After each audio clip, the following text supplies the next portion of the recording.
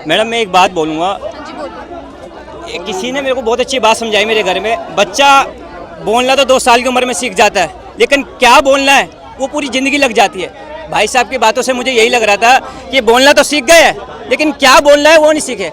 अब ये कह रहे हैं कि ईवीएम मशीन ख़राब है।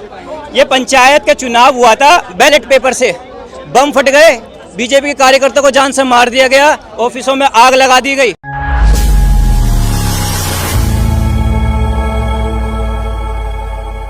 मोदी के दबाव में है। मोदी का जहाँ बोलते हैं वहीं प्रचार करने जाती है। जहाँ कहेंगे मोदी के वहाँ प्रचार मत करो, वहाँ प्रचार वो नहीं करेगी। तो इसलिए लोग जानते हैं कि मोदी के समर्थन में है मायावती, लेकिन समर्थन में मजबूरी में है, मजबूरी में है। अगर मायावती ज़बरदस्त तरीके से लड़ेगी ना तो मोदी उसको जेल में डाल देगा, केजरीवाल की तरह से। तो आपका इस बार बीजेपी को लेके क्या कहना है? ये जो बीजेपी की जो इस बार सरकार बनी है वो क्या टिक पाएगी कि नहीं टिक पाएगी इस बार? नहीं टिक पाएगी, लेकिन 6 महीने के आसपास कोई कहा नहीं जा सकता है। लेकिन और इंडिया का सरकार बनता ना तो मोदी पहले ही तोड़ करके मिला लेता, वो 1-2 महीने चलने देता कुर्सी के लालच में।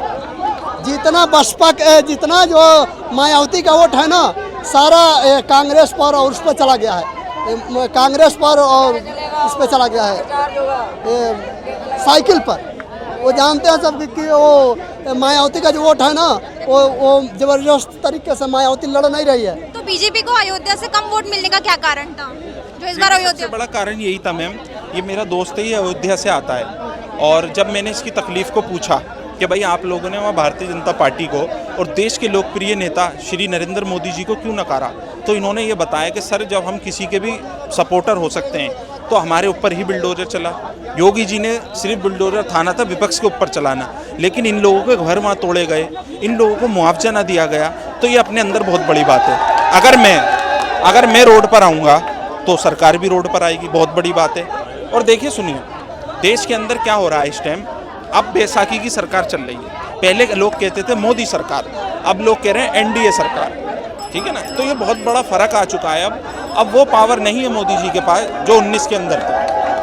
तो आपको क्या लगता है इस बार मोदी जी ज्यादा टिक पाएंगे कि नहीं टिक पाएंगे? देखिए मोदी जी इतना टिक पाएंगे जैसे कोई पतझड़ में पेड़ बचा होता है ना जिसका एंड होने वाला होता है, 6 महीने ज़्यादा बस 6 महीने ज़्यादा सरकार नहीं, क्योंकि देश ने जो जनादेश दिया है ना वो मोदी जी के खिलाफ दिया है। अच्छा, तो जो ये जो महंगाई हो रखी है, इतनी जो महंगाई है, इस महंगाई को लेके आप क्या बोलना चाहेंगे?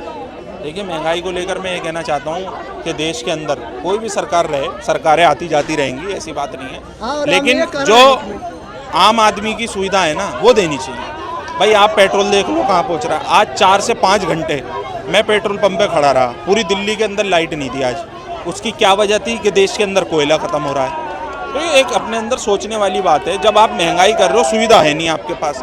कोरोना में देश को कितने बुरे हाल पे आपने छोड़ा, मेरे देश का मजदूर पैदल गया घर तक, तो ये बहुत बड़ी बात है। छोटी छोटी चीज़ें इस बार जनता ने ना जब बटन दबाने लोग गए तो उन्होंने इस छोटे छोटे मुद्दों को सोचा अपने दिमाग के अंदर कि हाँ हमने जब वोट दिया था तो हमसे क्या कहा गया था, हमें कोई सुविधा नहीं मिली।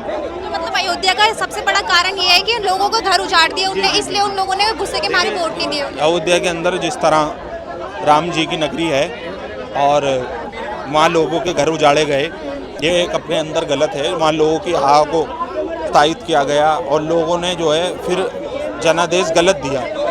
भाई तो लोगों के घर तोड़े गए हैं तो उनको घर भी नहीं दिया गया, ना मुआवजा दिया गया, कुछ भी अभी तक कुछ नहीं मिला उन लोगों को। आपका घर तोड़ा था हम क्या कर रहे हैं तो आपको कुछ मिला नहीं उनकी तरफ से? कुछ भी नहीं, कुछ भी नहीं दिया। वादे किए थे उनने, कुछ बोला था कि देंगे कि नहीं देंगे तोड़ने से पहले? वादा तो किया गया था मगर कुछ भी नहीं दिया। क्या बोला था उनने, क्या देंगे? उन्होंने कहा था आपको घर भी दिया जाएगा या तो ज़मीन दिया जाएगा, तो आपको घर बना के दिया जाएगा, मगर आप हमें कुछ भी नहीं मिला और बुलडोजर से पूरा घर तोड़ दिया गया।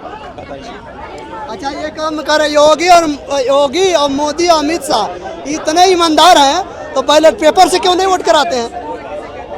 इलेक्शन से पहले से लोग कह रहे हैं बैलेट पेपर से वोट कराइए, बैलेट पेपर से वोट कराइए, कहते कहते लोग थक गए हैं, लेकिन उससे नहीं वोट करा रहे हैं, बैलेट पेपर से नहीं वोट करा रहे हैं। जहाँ क्रिकेट बल्ला लोग खेल रहे हैं फील्ड में, वहाँ बैलेट पेपर से वोट हो तुरंत गिनती हो जाए तब पकड़ा जाएगा, न जब तक ईवीएम मशीन रहेगा तब तक मोदी जीतते रहेंगे।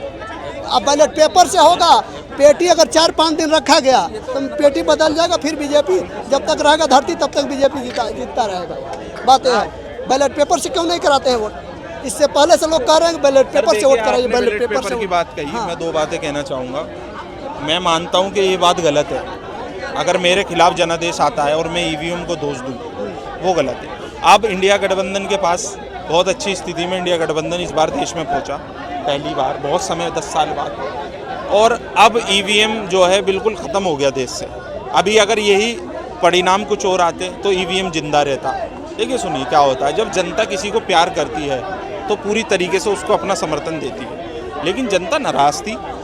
जो गरीब लोग हैं, जो इस देश के मजबूत स्तंभ पे किसान हैं, आपका पिछड़े आदिवासी लोग हैं, वो सब परेशान लोग थे इस बार। उन्होंने अपना जो जनादेश दिया वो खिलाफ दिया है, क्योंकि जिस सीट से मोदी जी ने चुनाव लड़ा वो मोदी जी का गढ़ था, वाराणसी।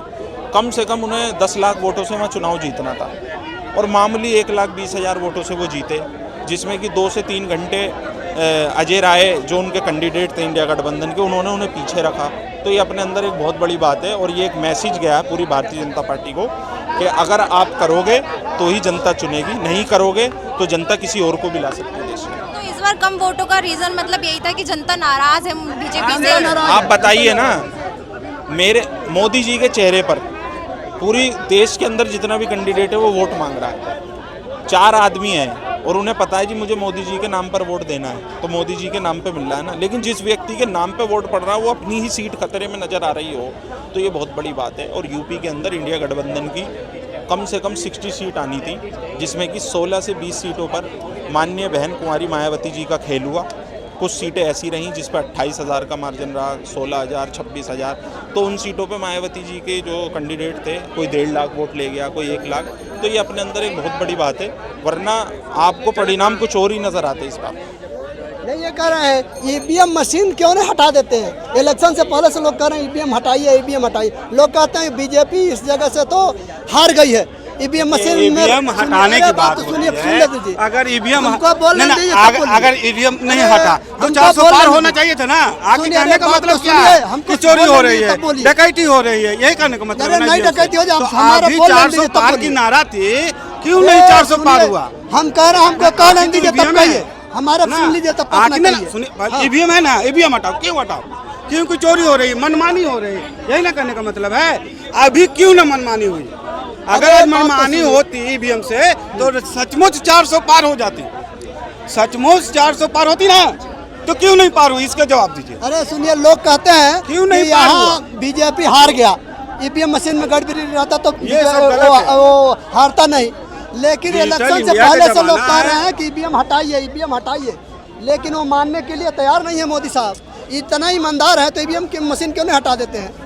इतना ईमानदार है कि यहाँ क्रिकेट बल्ला लोग खेल रहे हैं, बेईमान है तो वहाँ 400 वो पार वोट होते ना। डलवाइए। ना ये बताइए, अगर बेईमान रहते तो अभी तो 400 पार, बैलेट पेपर से वोट 400 पार होना चाहिए ना। होगा बोलिए बताइए। तो कोई डीएम आएगा जहाँ बक्सा रखा गया है, हुआ तो वहाँ खत्म देगा बक्सा।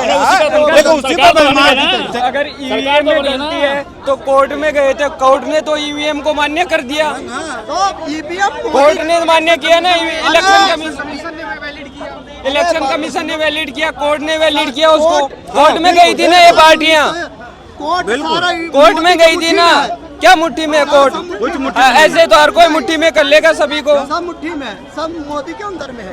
कोर्ट ऐसा है कि किसी के मुट्ठी में नहीं रहता, कोर्ट के मुट्ठी में सारे लोग रहते हैं, क्योंकि वो कानून है ना। जनता कानून है, संविधान से चलती है और संविधान के आगे कोई मुट्ठी में नहीं है। संविधान के आगे कोई मुट्ठी में नहीं है। ईवीएम मशीन पर भरोसा नहीं है जनता को। अरे भैया क्यों नहीं? अभी तो साबित हो गया, अभी तो साबित हो गया कि ईवीएम सही है। नहीं तो 400 पार हो जाती, नहीं तो 400 पार हो जाती। हमारा ये कोई भी जीत जाए, ये हमसे मतलब नहीं है। ईवीएम मशीन हटा दो, बैलेट पेपर से कराओ, तुरंत गिनती कराओ। कोई भी मतलब नहीं है कि मोदी जीते योगी जीते। नहीं, ऐसे मुट्ठी में किया जा सकता है ना। तो एक भी सीटें नहीं जीते अदर पार्टी, कोई भी एक सीटें जीत के दिखा दे। फिर अगर ईवीएम हैक हो सकता है, हैक करके बताओ कोर्ट को। बैलेट पेपर से कराओ, तुरंत गिनती हो जाओ। यह मतलब नहीं है कि बीजेपी जीते, कोई भी जीत जाए, कोई भी जीत जाए। बैलेट पेपर से कराओ, तुरंत गिनती कराओ। अब बैलेट बल्ला जहाँ क्रिकेट खेल रहा है वहाँ वोट पड़ना चाहिए और तुरंत गिनती होना चाहिए। कोई भी जीत जाए, इससे मतलब नहीं है कि यही जीतेगा।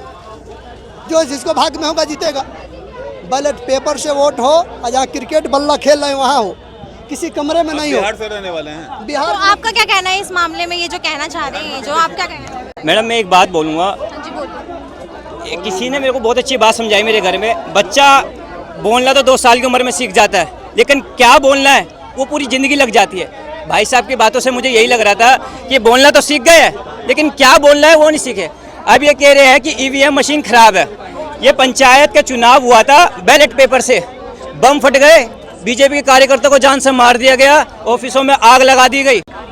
ये है ना बैलेट पेपर से हुए, ये बैलेट पेपर से देखिए, जूम करके देखना, बैलेट पेपर से चुनाव हुआ, वहाँ पे आग लग गई, सर काट दिए, दिन दहाड़े हत्याएं हो रही है। ईवीएम की बात करते हो, हम यूपी में तो नहीं जीते, ईवीएम में नहीं जीते, है ना, बाकी के स्टेटों में नहीं जीते हम। तो हमने भाजपा का एक भी नेता नहीं मिलेगा जो कहता हो कि ईवीएम है कि ये ईवीएम। अब हम कहते हैं कि ईवीएम राहुल